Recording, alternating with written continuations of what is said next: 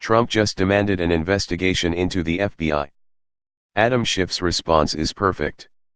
This morning, President Trump embarked on a doozy of a furious Twitter storm, raging against the FBI and Special Counsel Mueller's investigation while calling for a Justice Department probe into itself to discover whether or not the monitoring of Donald Trump's campaign team was motivated by partisan interest and not national security concerns.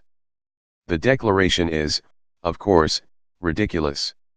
While the FBI did have an informant snooping on the Trump campaign, they only did so because of the overwhelming evidence that members of the Trump team were actively attempting to collude with Russian agents in order to tilt the election in his favor.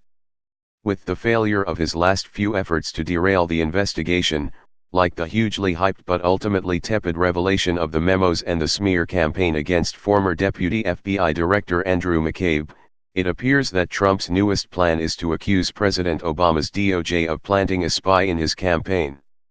The ranking member of the House Intelligence Committee, Adam Schiff, took to Twitter this afternoon to scold the president for his nonsense accusation against the DOJ and to shame him for his reckless conspiracy theories. It absolutely is a serious abuse of power and a flagrant show of authoritarianism to order a federal agency an investigation into his political enemies, and whether or not the Department of Justice would comply is a whole other issue entirely. But it's clear that the president is reaching the end of his wits and his patience, and one shudders to think of what he might do when pushed to the brink. The future of our republic might hang in the balance.